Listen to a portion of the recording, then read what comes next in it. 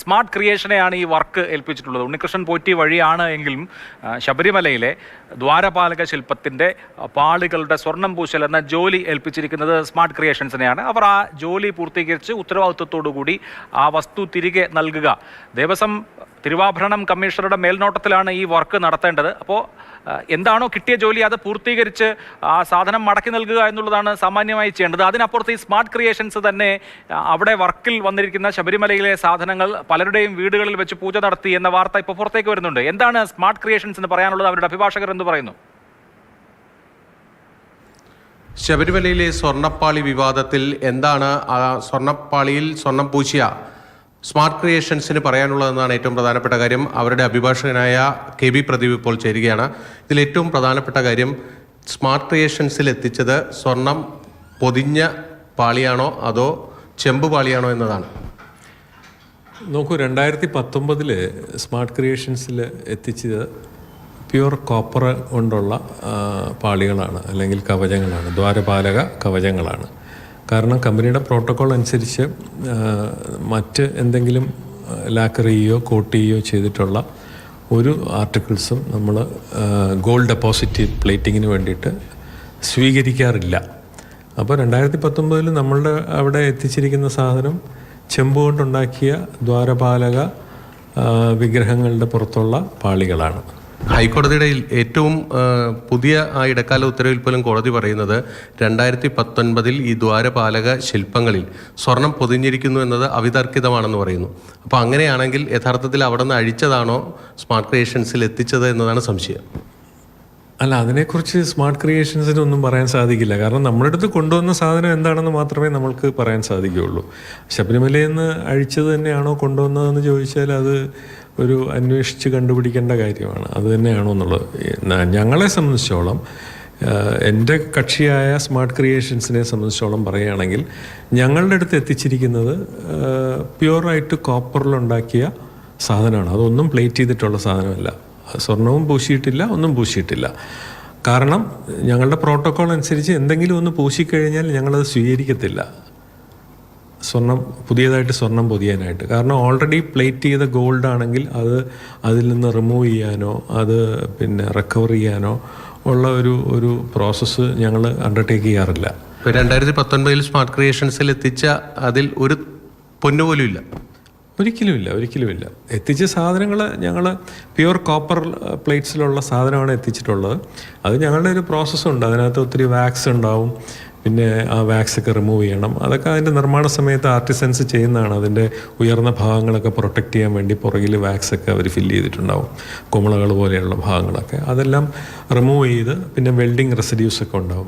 വിളക്കുമ്പോൾ ഉണ്ടാവുന്ന ചില metallic residues ഉണ്ടാവും. അതെല്ലാം ഗ്രൈൻഡ് ചെയ്ത് കളഞ്ഞ് ഫുള്ളായിട്ട് ബഫ് ചെയ്ത് വീണ്ടും വാഷ് ചെയ്ത് ക്ലീൻ ചെയ്തെല്ലാം വരുമ്പോൾ കുറച്ചൊരു വെയിറ്റ് ലോസ് വരും അതിനകത്ത്. കാരണം ബഫ് ചെയ്യുമ്പോഴൊക്കെ മെറ്റലാണല്ലോ നമ്മൾ ഈ രാവി കളയുന്നത്. അത് കഴിഞ്ഞ് വന്ന നമ്മൾ റെഡി ഫോർ പ്ലേറ്റിംഗ് എന്ന് പറഞ്ഞാൽ ഏതാണ്ട് 38 kilograms ഉള്ള ആർട്ടിക്കിൾസാണ് നമ്മൾ പ്ലേറ്റിങ്ങിലേക്ക് പോയിട്ടുള്ളത്. 397 grams ആണ് അന്ന് ഡെപ്പോസിറ്റ് ചെയ്തത്. ഇപ്പോൾ അത് തിരിച്ചു കൊണ്ടുവന്നപ്പോൾ 40 years വാറണ്ടിയിലാണ് നമ്മൾ ആ വർക്ക് ചെയ്തിട്ടുള്ളത്.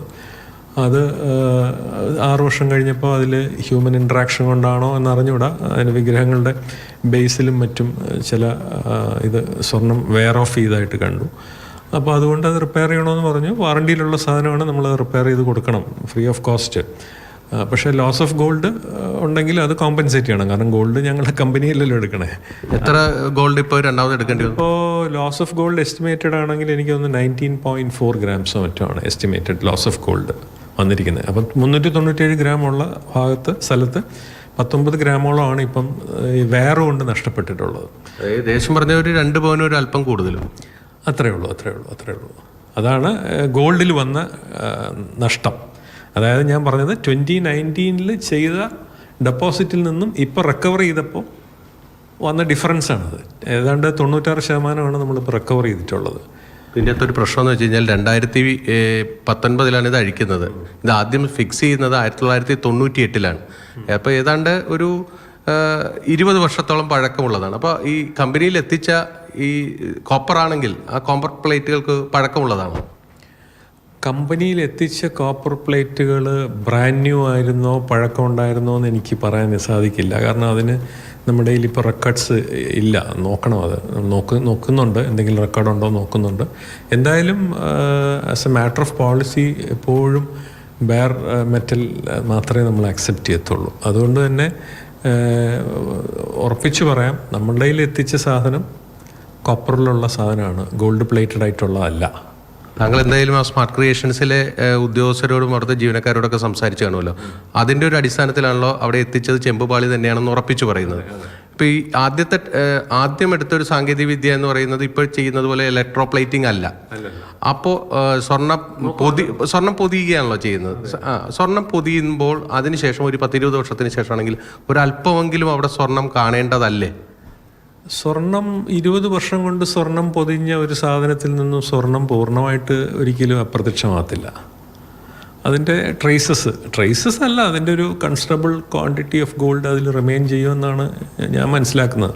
കാരണം കൺവെൻഷണൽ രീതിയിലാണ് ഇത് 99 സ്വർണം ക്ലാഡ് ചെയ്തിരിക്കുന്നത്. കൺവെൻഷണൽ രീതി എന്ന് പറഞ്ഞാൽ സ്വർണം വളരെ ഫൈനായിട്ട് ഫോയിൽസ് ആയിട്ട് മാറ്റിയിട്ട്, നമ്മൾ ഈ സിഗരറ്റിലൊക്കെ കാണുന്ന ഫോയിൽസ് ഇല്ലേ, അതുപോലെ വളരെ തിൻ ഫോയിൽസ് ആയിട്ട് മാറ്റിയിട്ട് ആ ഫോയിൽസ് മെർക്കുറി ഉപയോഗിച്ച് ഒട്ടിക്കുകയാണ്. എന്നിട്ട് അത് വീണ്ടും ഹീറ്റ് ചെയ്ത് അതിൽ മെർക്കുറി കത്തിച്ച് കളയും.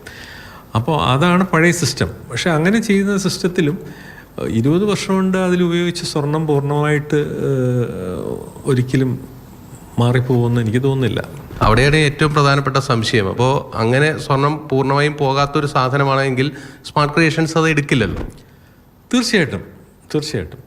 അപ്പോൾ യഥാർത്ഥത്തിൽ വന്ന ചെമ്പുപാളി എവിടെ നിന്ന് വന്നു എന്നതാണ് ചോദ്യം.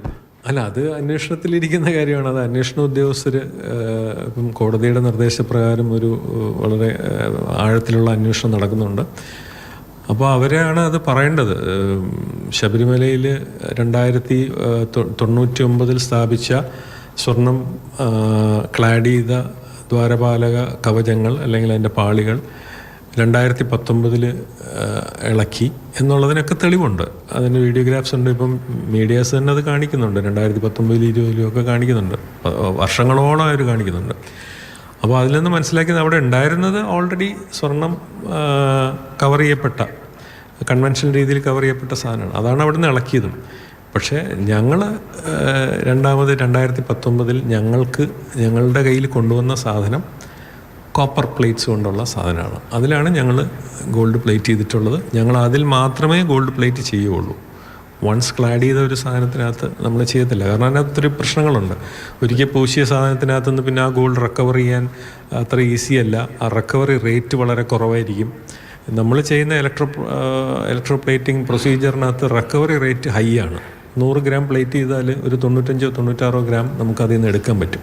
പക്ഷേ കൺവെൻഷനലി മെർക്കുറി ഉപയോഗിച്ച് ചെയ്യുന്നതിനകത്ത് റിക്കവറി ഒരു പ്രോബ്ലമാണ്. റിക്കവറി പ്രയാസവുമാണ്. റിക്കവറിയുടെ റേറ്റ് കുറവായിരിക്കും. കാരണം മൈഗ്രേഷൻ എന്ന് പറഞ്ഞൊരു ഒരു സംഗതിയുണ്ട്. എന്ന് വെച്ചാൽ നമ്മൾ ഒട്ടിക്കുന്ന സ്വർണം അതിൻ്റെ ബേസ് കോപ്പറിലോട്ട് മൈഗ്രേറ്റ് ചെയ്ത് കഴിഞ്ഞാൽ അത് തിരിച്ച് എടുക്കാൻ കുറച്ച് എക്സ്പെൻസീവ് പ്രൊസീജിയറുമാണ്. അത് സൗത്ത് ഇന്ത്യയിൽ അങ്ങനെ ഇഫക്റ്റീവായിട്ട് ആരെങ്കിലും ചെയ്യുന്നതെന്ന് തന്നെ അറിഞ്ഞൂടാ. അത് ഫുള്ളായിട്ടൊക്കെ ചിലപ്പോൾ മെൽറ്റ് ചെയ്യേണ്ടി വരും. ഈ ഉണ്ണികൃഷ്ണൻ പോറ്റിയെ നേരിട്ട് അല്ലെ സ്മാർട്ട് ക്രിയേഷൻസിന് മുൻപ് എപ്പോഴെങ്കിലും പരിചയമുള്ളതാണോ? അത് ഈ സംഭവവുമായി ബന്ധപ്പെട്ട് മാത്രമാണോ ഉണ്ണികൃഷ്ണൻ പോറ്റി ബന്ധപ്പെടുന്നത്? 2019 ഉണ്ണികൃഷ്ണൻ പോറ്റി ബന്ധപ്പെടുന്നതെന്നാണ് എനിക്ക് തോന്നുന്നത്. പക്ഷേ ശബരിമലയുടെ മറ്റ് വർക്കുകളെല്ലാം സ്മാർട്ട് ക്രിയേഷൻസ് ചെയ്തിട്ടുണ്ട് കേട്ടോ.